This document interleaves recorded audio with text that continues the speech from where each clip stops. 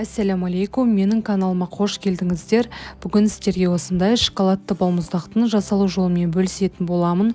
Дәмі өте ерекше, дүкендегі балмұздақтан да керемет болып шығады. Видеоны соңына дейін қарап, каналыма тіркеліп қоюды ұмытпаңыз.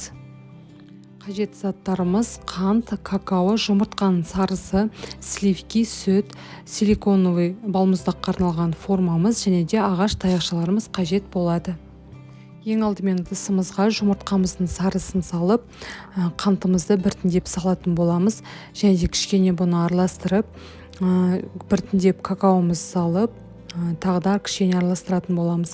Одан кейін жылы сүтімізді біртіндеп құйып, толықтай араластыратын боламыз. Бұл жерде ең маңыздысы, бізде жұмыртқамыздың сарысы пысып кетпеуі қажет. Сондықтан сүтімізді қатты ысытудың қажеті жоқ. Келесі бөлек ыдысымызға құйып, баяу отта осылай қайнағанша араластыратын боламыз. Яғни біздің массамыз қою болғанша қайнатамыз. Келесі ыдысымызға варенкамызды құйып, жылы сливкимізді құямыз және де осылай жақсылап араластыратын боламыз. Бізде осындай қоюлықта болып шығады. Бұны бөлек, яғни массамыз дайын болғанша дайындап қоямыз.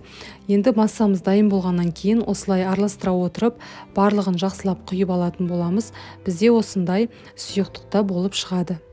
Осындай силиконовый формаларымызға арнайы таяқшаларымызды жақсылап осылай салып шығатын боламыз. Және де массамызды жақсылап бетімен бірдей етіп жақсылап құямыз және де морозильникке 6-7 сағат көлемінде қатқанша күтетін боламыз.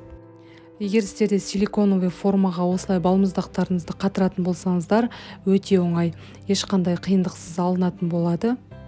Міне біздің шоколадты балмұздақтарымыз осындай әдемі болып шығады. Міндетті түрде балаларыңызға дайындап берсеңіздер болады. Дәмі өте ерекше, дүкендегі балмұздақтан да керемет болып шығады. Каналыма тіркеліп қоюды ұмытпаңыз. Барлығыңызға ас болсын.